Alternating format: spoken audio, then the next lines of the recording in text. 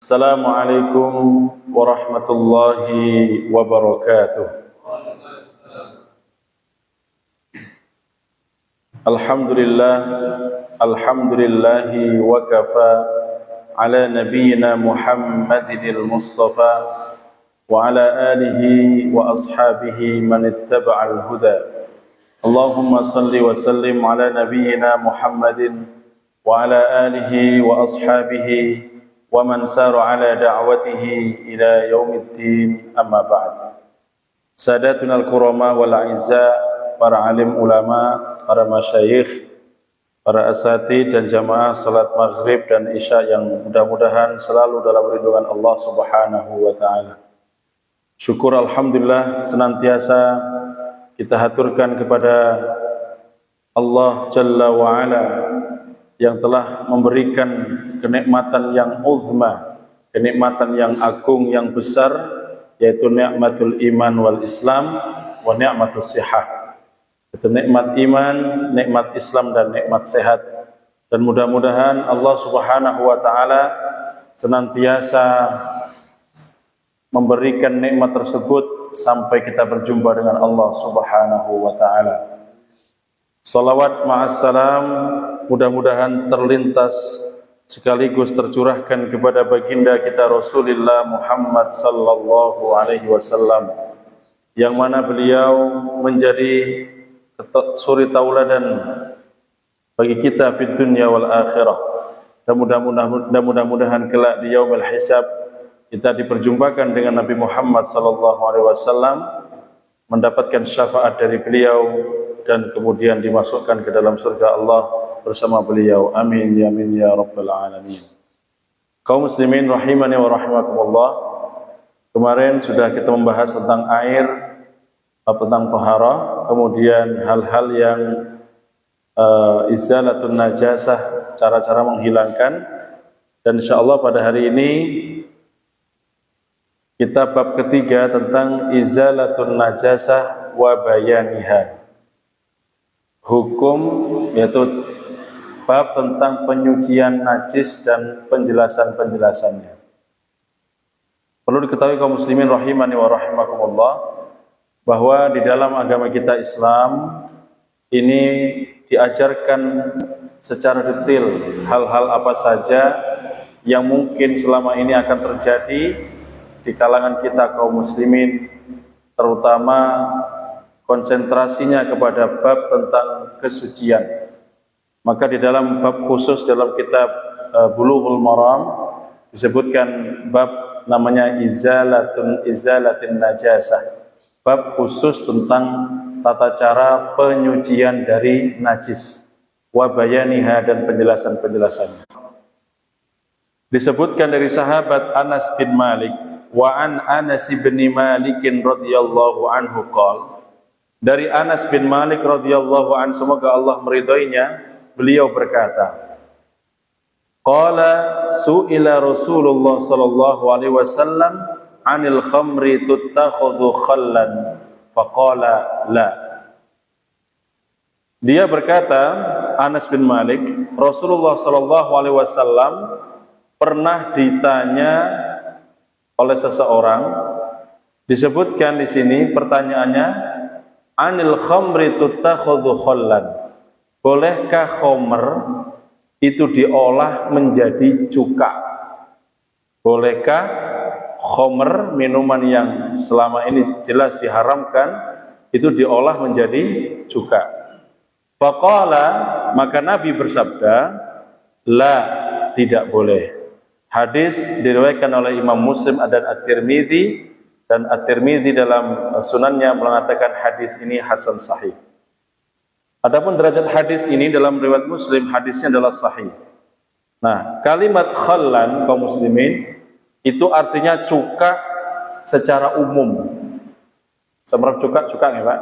Cuka niku minuman atau makanan, minuman yang biasa dicampur dalam pengolahan makanan. Campurannya bakso namanya. Khallan. Yang dimaksudkan di sini adalah cuka secara umum, baik terbuat dari perasan buah-buahan, khamr maupun bahan-bahan yang serupa lainnya. Nah, tapi di sini disebutkan yaitu khollan yang tuttakhadhu 'anil khamr. Jadi cuka yang sebelumnya dibuat atau diolah dari perasan-perasan khamr.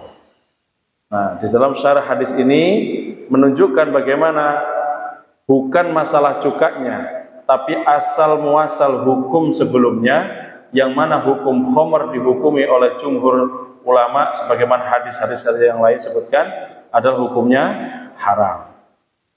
Maka mau dibentuk apapun kalau asalnya itu khamr adalah haram. Nah, di sini para ulama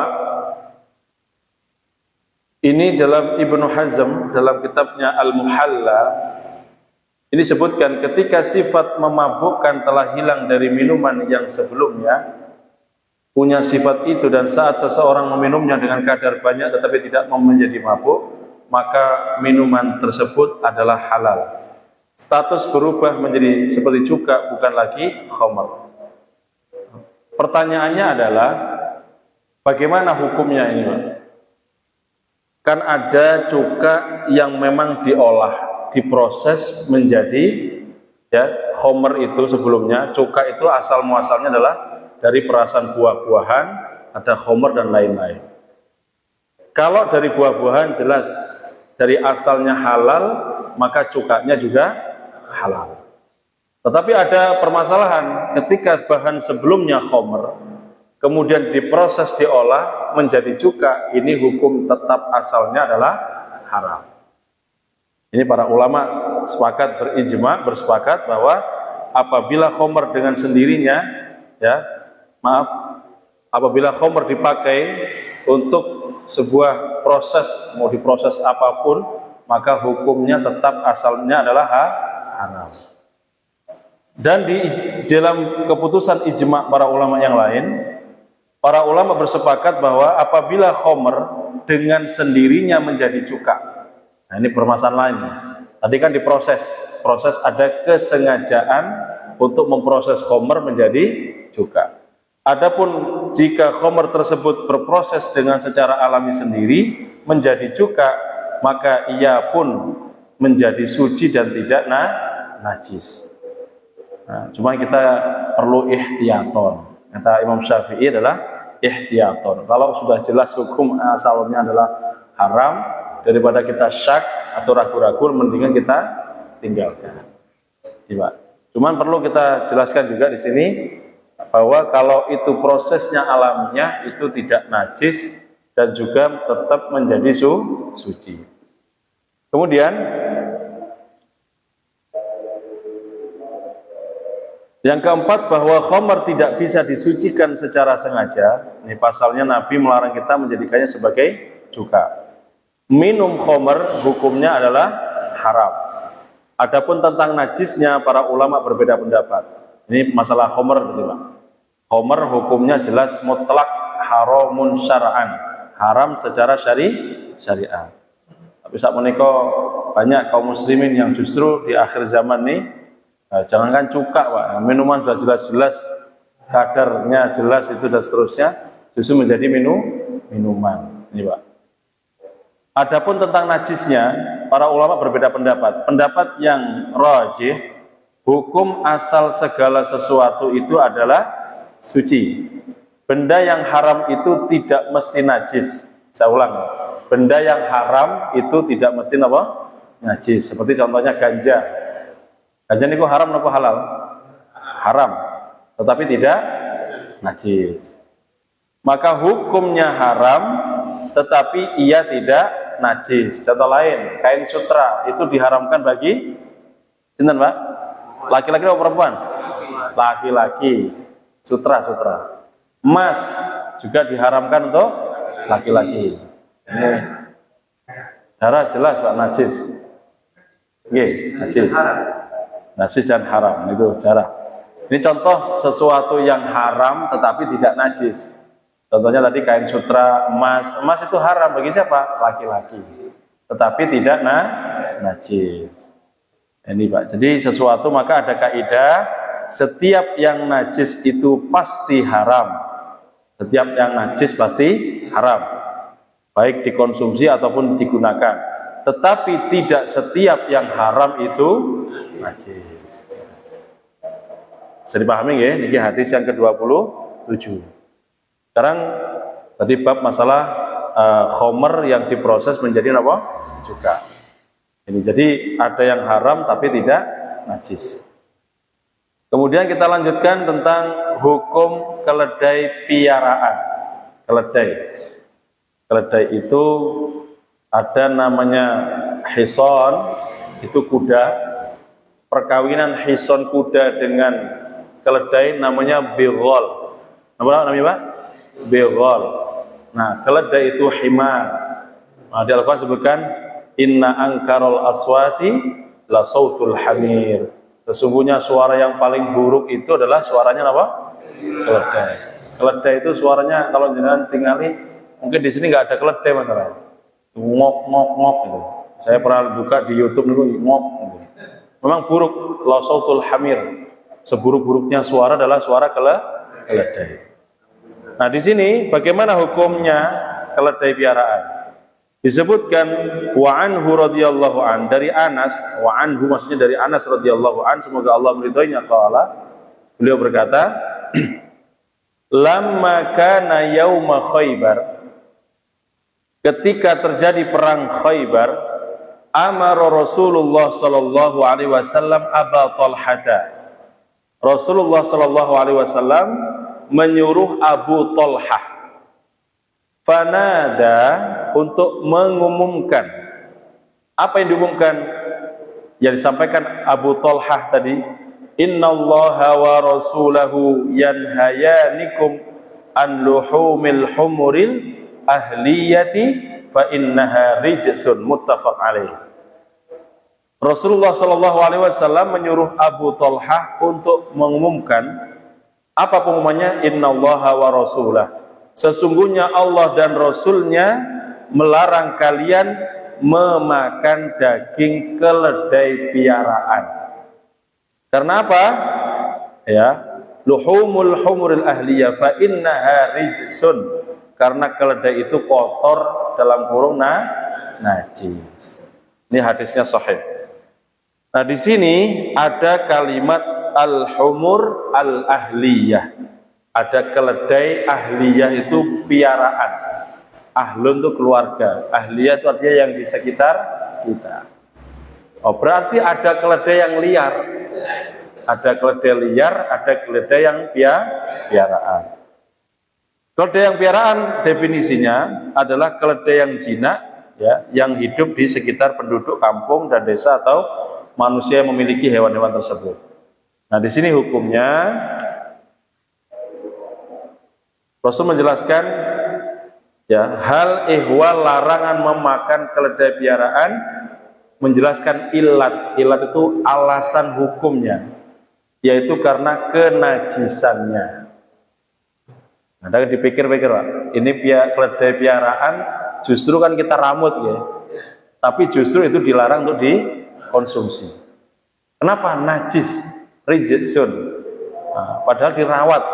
Sedangkan yang piaraan, yang di luar piaraan yang liar, nah, nanti kita sampaikan setelah ini. Maka intisari hadisnya yang pertama, najisnya keledai peliharaan baik pada daging, darah, air kencing maupun kotorannya.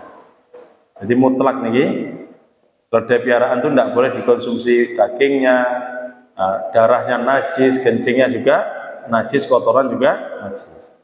Yang kedua, haram memakan daging maupun meminum susu. Ini, makan daging dan minum susu keledai piaraan, sebab itu adalah najis, sebagaimana dikabarkan Rasulullah Sallallahu Alaihi Wasallam. Nah, yang ketiga, rijsun kullu rijsin haram. Setiap yang najis itu hukumnya haram. Makanya tidak boleh kita berobat dengan sesuatu yang najis. Nah, ada orang sakit, bendak mabuk, makan kotorannya apa nih? Nauzubillah ini apa? Kambing yang bulat-bulat itu, Pak. Yang kering. Ini dari mana? Enggak ada asalnya. Enggak mungkin Allah ngasih obat itu dengan cara yang najis. Bahkan supaya menghilangkan sihir, ya, bukan diruqyah malah. suruh minum, naudzubillah min dzalik, air kencing dari ibunya. Nah, ini keyakinan-keyakinan yang batil di tengah masyarakat kita perlu diluruskan. Nah, ini keledai liar. Nah, ini sedang hukum keledai liar bukan piaraan adalah suci dan halal. Karena Nabi mengikat pelarangan konsumsi keledai di sini dengan lafaz al-ahliyah. Berarti ada yang piaraan, ada yang liar atau tidak dipelihara. Yang dipelihara maka hukumnya adalah kebalikan dari keledai piaraan. Maka di situ suci dan halal. Nah, ini Pak. Jadi kita harus mencari ini. Perlu apa istilahnya di dalam ilmu itu perlu dianalisis. Ya. Kenapa? Rasul tidak mungkin beliau berdusta. Ya, ini hukum syariat yang harus kita tidak cuma pikir secara rasional, tapi kita harus kalimatnya sami'na wa ata'na. Karena setiap yang dilarang itu pasti ada sebab unsurnya.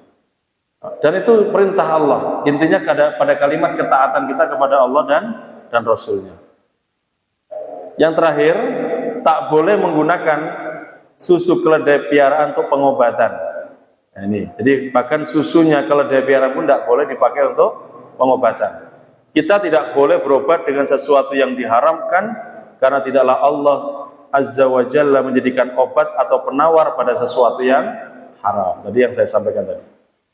Jadi masalah keledai piaraan, al-humur al-ahliyah, atau keledai yang hidup di sekitar masyarakat kita. Hadis yang ke-29. Ini lain lagi. Temanya tadi tentang keledai, sekarang ganti onta. Apa hukumnya air liur onta dan sisa air minumnya? Wa an Amr bin Kharijah radhiyallahu anhu qol, dari Amr bin Kharijah, semoga Allah meridhoinya, berkata, khatabana Rasulullah sallallahu alaihi wasallam bi Mina. Rasulullah sallallahu alaihi wasallam suatu ketika beliau berkhutbah di Mina, di kota Mina. Ya, Mina yang dipakai untuk haji, Pak. Wa huwa ala rahilatihi, dan saat itu beliau berada di atas ontanya. Wa lu'abuha, nah ini lu'ab itu artinya air liur. Wa lu'abuha, dan air liur onta itu yasilu ala katifi, menetes, mengalir di atas pundakku. Itu kata Amr ibn Kharijah. Ini hadisnya sahih li ghairihi, dinukilkan dari Ahmad, At-Tirmizi, An-Nasai dan sebagainya.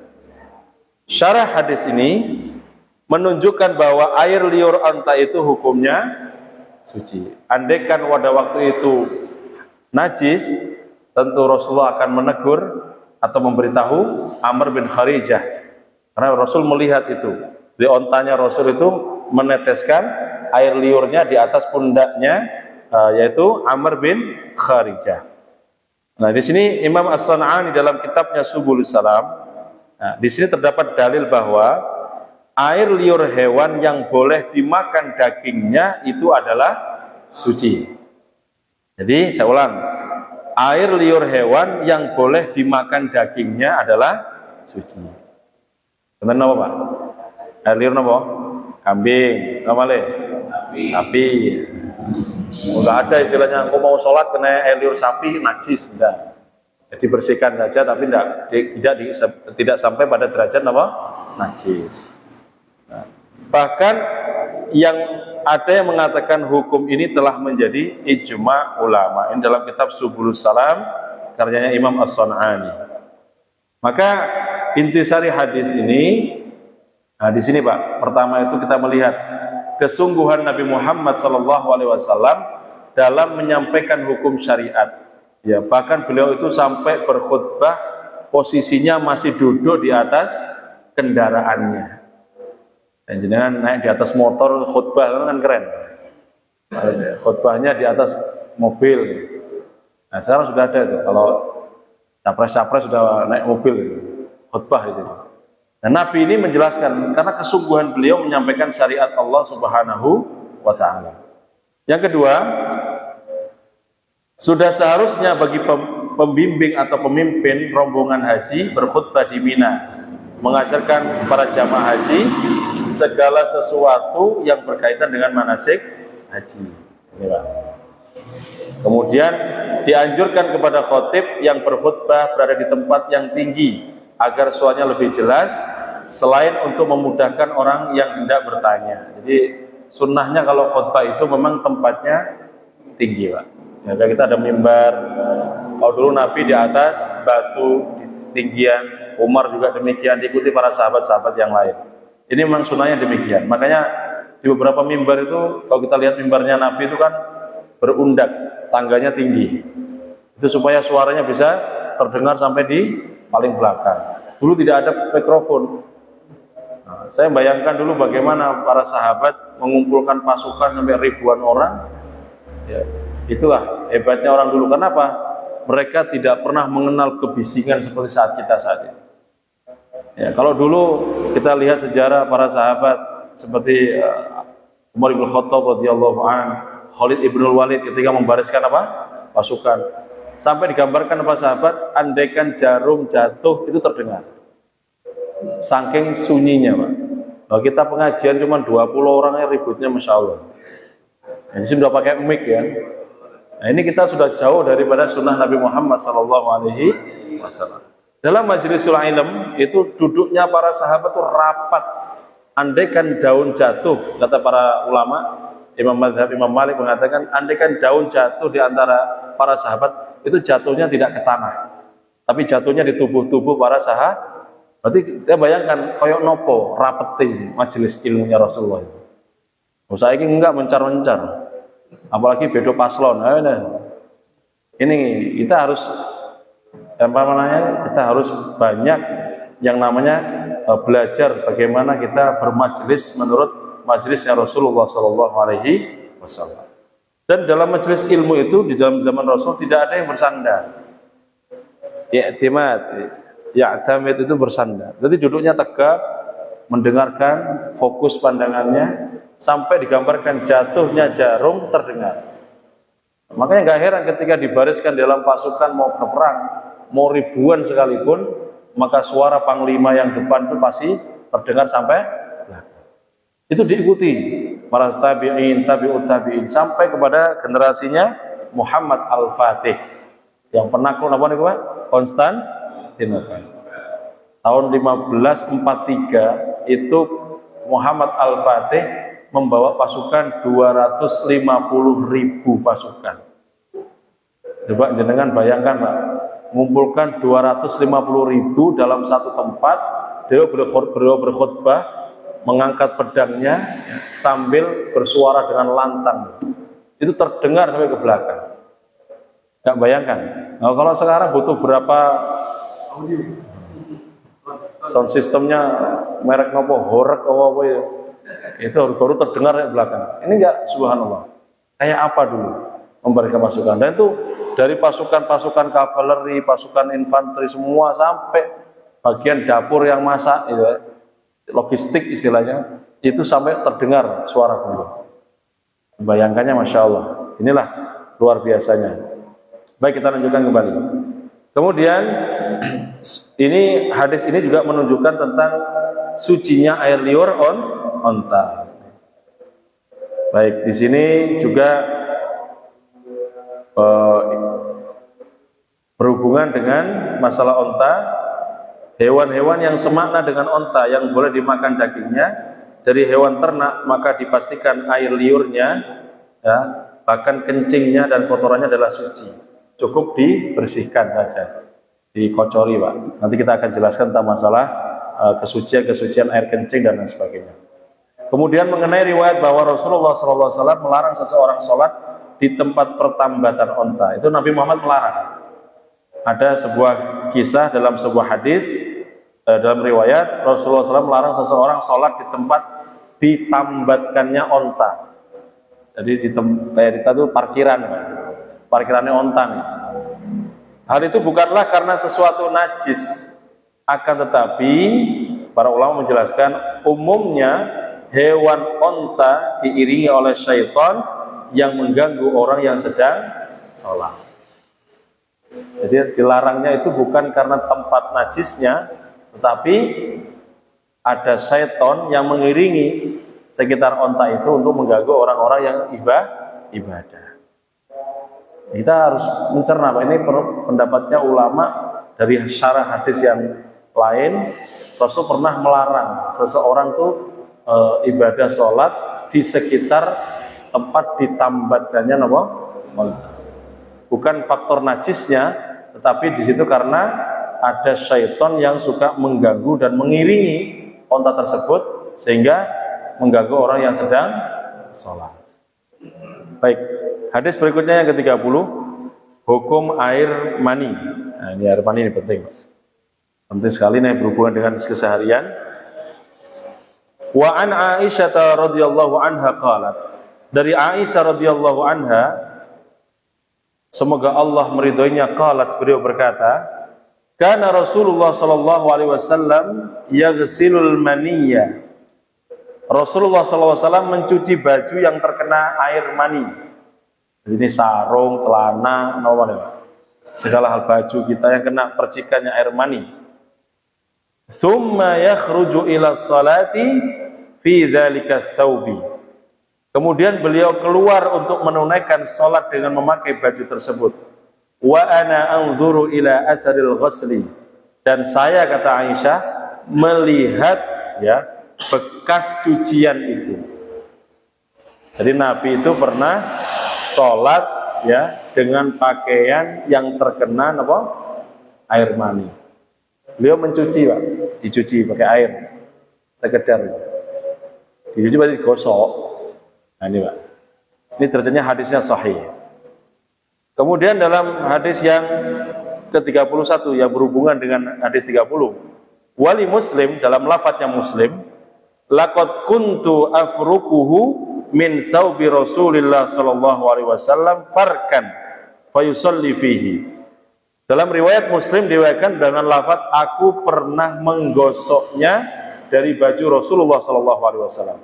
Afruquhu itu artinya dikerik, digosok, Pak. Ini yang sudah kering. Nah, jadi ada yang beliau cuci, ada yang apa? Dikerik. Fayusalli fihi, lalu beliau memakainya untuk mengerjakan apa? Salat. Ini dua hadis ini berhubungan. Afruquhu. Dalam lafadz yang lain, fi lafdzin lahu, dan lafadz yang lain juga, tapi masih Imam Muslim, laqad kuntu ahukkuhu yabisan bi dzufri min thawbi. Ini perkataannya Aisyah. Aku pernah mengeriknya air mani tersebut yang sudah kering, yabisan itu kering. Bi dzufri dengan apa nih, Pak? Kuku. Min thawbihi, dari bajunya Rasulullah sallallahu alaihi wasallam. Tadi ada yang afruquhu, ada yang ahukkuhu. Nah, apa penjelasan para ulama? Jadi penjelasannya adalah menunjukkan bahwa air mani itu adalah suci. Ini sepakat jumhur, bahkan mazhab Imam Asy-Syafi'i juga sama, tidak ada ikhtilaf. Jadi kalau ada kena air mani bisa dicuci pakai air, kalau kering ini apa? Dikerik. Tapi lah dikerik gak hilang-hilang kan? Ya dikasih air ya, kasih air. Intinya suci, Pak. Tidak seperti apa yang keluar dari dua jalan. Maksudnya al-qubul wad dubur. Maksudnya air kencing maupun kotoran, tidak sama. Nabi pernah mengerjakan sholat dengan baju yang terkena mani. Beliau hanya menggosok atau mengerik mani tersebut tanpa mencucinya, lalu membiarkannya sampai kering. Jadi ada dua cara, Pak. Dicuci pakai air, kalau kering cukup dikerik tanpa dicuci. Ini zuhudnya Nabi, Pak, terhadap kehidupan dunia. Beliau biasa pakai baju, satu baju untuk tidur, kadang sholat maupun menemui para sahabat. Itu Nabi yang sudah sebagai Sayyidul Bashar, penghulunya manusia nanti di akhir zaman, di dunia, di alam semesta ini, punya baju berapa setel yang dipakai sholat ngeniku, pakai ketemu sahabat ngeniku, bertemu keluarganya, istrinya juga itu. asalkan suci. Intinya bukan masalah bagus, suci. Tapi dalam hadis Rasul mengatakan, kalau kamu datang ke masjid, khudhu zinatakum inda kulli masjidin. Ini dalam Al-Quran. Kok ada kata-kata zina?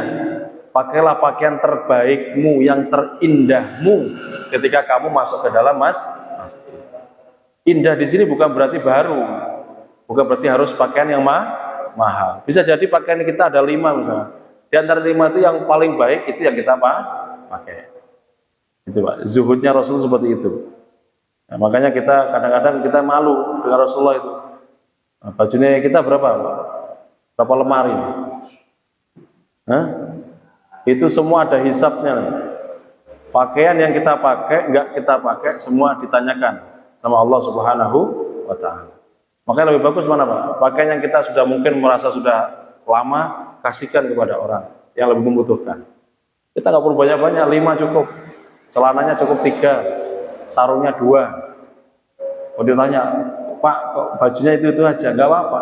Itu adalah mengurangi hisab. Termasuk kata para ulama, piring, gelas, cangkir, sendok, garpu. Nah, kita beli banyak piring, sendok, garpu di rumah. Ya, ditaruh di dalam lemari di etalase. Itu dipakai apa betul? Belinya di Kuala Lumpur, Jakarta, Bangkok, Thailand. Tapi yang dipakai yang beli di pasar. Hari Raya Idul Fitri yang dipakai apa?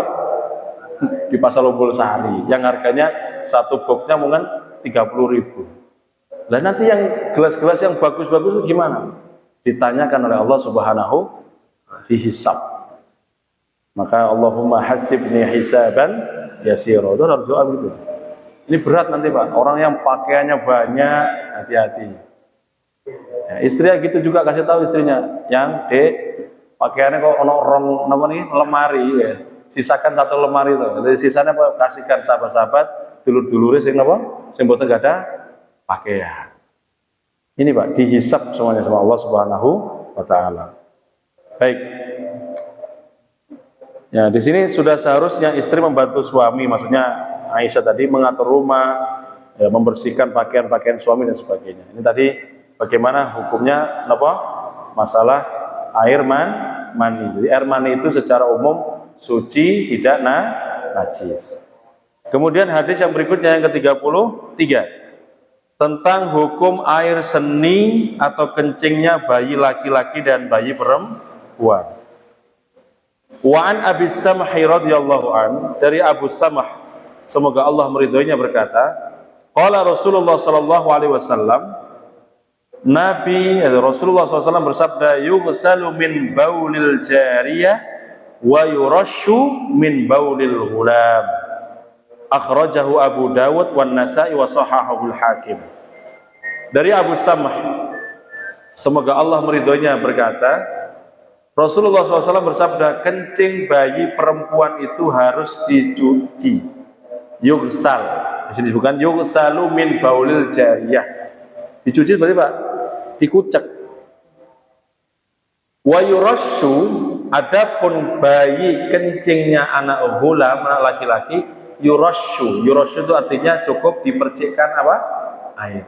Dipercikkan berarti cuma dibasahin dengan air yang agak banyak dikit, tanpa harus nah ini derajat hadisnya sahih.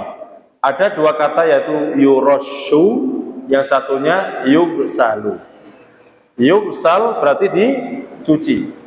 Jadi kalau ada bayi, nah ini pertanyaan para ulama, bagaimana nih bayi 2 ini? Bahkan katanya bayi itu najisnya najis apa?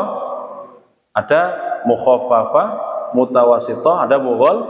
Nah, masuk yang mana nih? Mukhaffafah. Nah, tapi untuk perempuan ini sudah masuk mutawasithah, yang sedang. Yang mukhaffafah itu cukup dipercikkan air, digerocok ya Mbak, air, atau dipercikkan pakai ini aja, selesai. Tapi kalau perempuan harus diyughsal. Apa niki?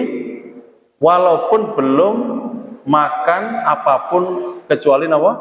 Asi. Kalau semuanya ini laki-laki dan perempuan sama-sama sudah nggak minum asi lagi, sudah makan yang lain, hukumnya sama, menjadi najis mutawasithah, yang sedang, ya cuci semua maksudnya. Ini bicaranya kita tentang bayi, Pak, anak yang belum usia lebih dari 2 tahun atau masih minum ASI. Perbandingannya anak laki-laki, bayi laki-laki maupun bayi perempuan. Sama-sama minum ASI, belum makan apa-apa, tapi hukumnya sedikit berbeda. Laki-laki yurashu, dipercikkan. Kalau yang perempuan yughsalu, dicuci. Paham guys sampai begini ya? Ini berkaitan dengan masalah antara kencing bayi anak perempuan dan laki. Walaupun masih pada asal hukumnya laki-laki itu sama saja. Ya, sehingga selain dari air kencing maka hukum keduanya sama. Ini bicaranya khusus tentang baul. Al-baul itu artinya air kencing. Jadi nggak bicara kotoran. Kalau kotoran yang keluar dari dubur sama hukumnya. Tapi kalau baul air kencing perbedaannya tadi. Kalau tata cara pencuciannya yang laki-laki cukup dipercikkan, yang perempuan harus dicuci. Tapi lah jangan kerso semua dicuci ya, lebih baik lah. Fal aula. Ini kita bicara hukum. Yang kedua, menandakan bahwa air kencing manusia adalah najis. Maupun itu anak kecil belum makan apa-apa masih ASI tetap najis. Ini jangan kadang gendong putrane pun kan, mau salat maghrib orang-orang cur katanya ya. Nah ini gimana Pak? Ya tadi kalau bayi laki-laki ya disiram saja cukup, dipercuma sedikit ini, kasih air, siram dikit, boleh, sudah sah. Kalau perempuan ya terpaksa dicuci, dilepas, dikasih sabun dikit dicuci. Lebih bagus lagi ganti baju, cuci semuanya ya. Alhamdulillah. Ini ya, air kencing bayi laki-laki yang belum makan makanan adalah najis. Ya, air kencing bayi laki-laki yang belum makan adalah najis, tapi najisnya lebih ringan, akhaffu daripada air kencingnya bayi perempuan. Oke, baik. Kemudian hadis yang ke-34, hadis tentang kencing bayi sudah, tentang darah haid. Nah, ini ibu-ibu yang biasanya haid, membersihkan darah haid yang menempel pada pakaian. Disebutkan wa an Asma binti Abi Bakrin radhiyallahu anhuma, dari Asma binti Abu Bakar, semoga Allah meridhai keduanya, anna nabiyya sallallahu alaihi wasallam qaal, sesungguhnya Nabi Muhammad sallallahu alaihi wasallam beliau bersabda, fi damil haidi yusibus sauba, tentang darah haid yang menempel pada pakaian. Maka beliau mengatakan tahuttuhu thumma taqrusuhu bil ma thumma tandahuhu thumma tusalli fihi. Maka hendaklah dia mengeriknya, kata Rasul, lantas menggosok bekasnya dengan kuku dan air, lalu mencucinya, kemudian barulah dia pakai untuk sholat. Nah Pak, urutannya Pak. Pertama tahuttuhu. Tahuttu itu mengerik. Karena darah itu dibiarkan sebentar, itu kering langsung keras. Pertama dikerik dulu. Tsumma taqrusuhu bil ma, kemudian menggosok bekas kerikan tadi itu dengan kuku dan air. Ya, dibasahin ya tangannya, ya bekasnya tadi dikerik, itu dibasahin pakai air, dikerik. Nah kan? Kemudian tsumma tandahuhu, lalu mencucinya. Setelah dikerik, apa tadi itu menggosok ya, dikerik, digosok pakai dengan kuku, mencucinya, artinya disiramin air yang lebih agak banyakkan dikit. Kemudian setelah itu dipastikan tidak ada rupanya, tidak ada aroma baunya. Nah itu kemudian baru dipakai untuk ibadah sholat.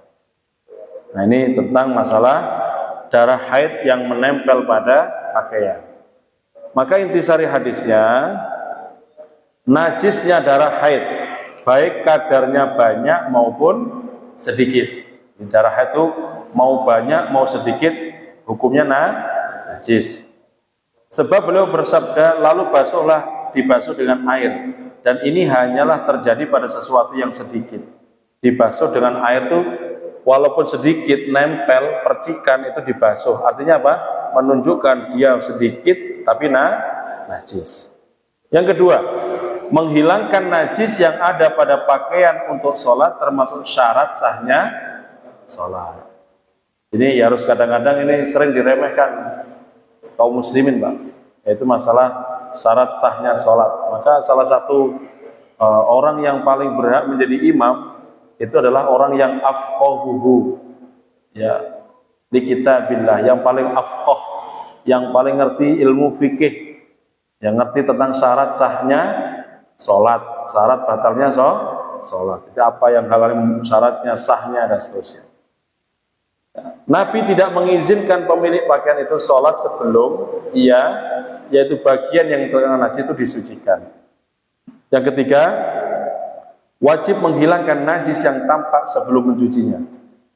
Nah, sederhananya kehidupan para sahabat ketika itu, artinya di sini kita mengetahui bagaimana istri-istri para sahabat itu menggunakan baju yang itu saja, Pak. Baju yang terkena darah haid itu digunakan untuk sholat dan kegiatan lainnya. Jadi luar biasa para sahabat.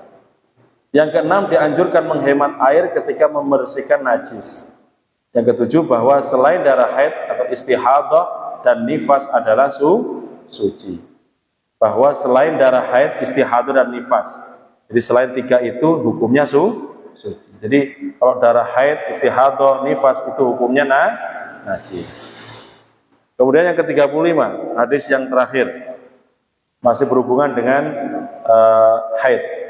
Wa an Abi Hurairah radhiyallahu anhu qala, dari Abu Hurairah radhiyallahu anhu beliau berkata, qalat Khawlah, berkatalah Khawlah, bertanya, ya Rasulullah, wahai Rasulullah, fa in lam yadhhabid dam, bagaimana kalau bercak darah itu tidak hilang dari kain, artinya bekas darahnya masih ada.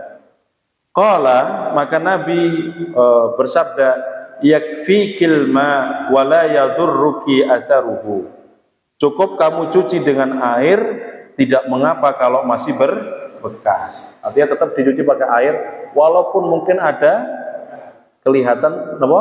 Bekas. Mungkin pakainya putih kan ya. Putih, ada bekasnya tuh. Yang penting dicuci sama air walaupun berbekas. Wala yadurruki atharuhu. Ini hadisnya sahih. Ya, Imam At-Tirmidzi menjelaskan. Maka syarah hadisnya juga sama. Hadis yang kedua, yang ke-35 ini ditekankan lagi, hukihi bidla'in wa ghsilihi bima'in wasidrin. Keriklah bekas itu dengan potongan kayu, cucilah dengan air dan campuran daun bidara. Ini khusus untuk pakaian atau baju yang terkena darah haid. Jadi dibersihkan, dikerik dengan potongan kayu, dicuci dengan air, sebagian dicampur daun bidara. Daun bidara itu kalau bahasa sekarang itu mungkin sejenisnya tuh kayak sabun, pewangi gitu. Walaupun tidak bisa dikiaskan secara mutlak, karena daun bidara itu dipakai untuk mencuci jenazah atau memandikan jenazah. Kalau alhamdulillah sekarang sudah banyak orang yang menanam bidara, walaupun ada yang daunnya saja, bahkan sekarang ada serbuknya. Kalau kita mau kaifiah tentang masalah rukun kifayah itu sudah ada, Pak. Itu bisa kita beli untuk membersihkan jenazah. Baik. Yang terakhir, keterangannya adalah diwajibkan bagi seorang wanita mencuci darah haid dari pakaian dan tubuhnya. Yang kedua, mencuci darah haid yaitu dengan menggunakan apa? Air. Nah, ini. Yang ketiga, dari keterangan hadis yang ke-35 ini, bahwa tubuh dan keringat wanita yang haid adalah suci. Tubuh dan keringat wanita yang haid adalah suci. Yang keempat, bahwasanya pakaian yang telah dicuci dari darah haid akan tetapi masih ada bekas warna maupun baunya, maka itu tidak mengapa untuk dipakai mengerjakan sholat. Dengan catatan dibasuh tadi dan dikerik tadi sudah. Walaupun kan susah kadang-kadang, itu masih ada sedikit bayang-bayangannya bekasnya, tidaklah mengapa. Kemudian mudahnya syariat Islam, karena setiap muslim diminta bertakwa kepada Allah sesuai dengan kadar kesanggupan masing-masing. Dan tujuan tohara adalah membersihkan diri dari najis untuk menyempurnakan ibadah dan taqarrub, mendekatkan diri kepada Allah Subhanahu wa ta'ala. Ini hadis yang terakhir. Maka kita harus selalu berhusnudzon kepada Allah Subhanahu wa ta'ala. Ini syariat itu memudahkan, bukan menyulitkan. Kalau dipakai akal-akalan, ngapunten, kita pakai logika. Air kencing niku hukumnya najis. Najis napa mboten? Air kencing najis. Kalau darah air mani hukumnya tidak najis. Tadi kayak tidak najis. Ya, tapi kalau orang keluar mani itu wajib mandi apa enggak? Wajib mandi. Kalau kencing tidak wajib mandi. Betul ya? Ada Pak keterangan kalau jenengan kencing wajib mandi, ada? Nah, ini menunjukkan kemudahan syariat. Coba kalau kita pakai akal-akalan. Nah, air kencing ini najis, ya kan, najis Pak? Ini tidak wajib mandi. Jadi jenengan kalau pakai logika, air kencing saja yang najis tidak wajib mandi, apalagi air mani. Nah, siap-siap Pak, jenengan mantun berhubungan ya udah peliket semua. Atau dibalik, air mani saja yang suci itu wajib mandi, apalagi air kencing. Ini Pak. Makanya kalau menerima syariat itu terima dengan apa? Iman, dipikir dengan akal, baru dijawab dengan ilmu. Itu Pak. Coba kalau seandainya diwajibkan air kencing, ya, kalau air mani saja yang suci itu wajib mandi, apalagi air kencing. Nah, sekarang pertanyaannya, jenengan sehari itu berapa kali? Maaf, kita kencing. 6 sampai 7 normalnya. 6, 5 sampai 6. Nah, setiap kencing mandi Pak, wajib. Berarti Pak mujair Pak ini. Masya Allah, susah ya? Mau sholat kencing, mau mandi lagi Pak. Imamnya nggak jadi ngimamnya itu. Tapi kalau keluar maaf air mani itu wajib mandi. Nah, sekarang kita keluar mani itu berapa kali? Nah, kalau usia pernikahannya masih umur 20, 30, seminggu 3 kali lah, 4 kali lah. Kalau sudah di atas 40-50 ini saya yakin sebulan sekali Pak. Yang masuk sebulan sekali mandi tidak mau. Itu artinya kemudahan syariah. Nah, itu kita husnudzon kepada Allah Subhanahu wa taala. Demikian mudah-mudahan apa yang kami sampaikan bermanfaat dan bisa dipahami dan juga diamalkan dalam kehidupan kita sehari-hari. Demikian hadanallahu wa iyyakum wallahul muwaffiq ila aqwamit thoriq. Nasrun minallahi wa fathun qarib. Wa basyiril mu'minin. Wassalamualaikum warahmatullahi wabarakatuh.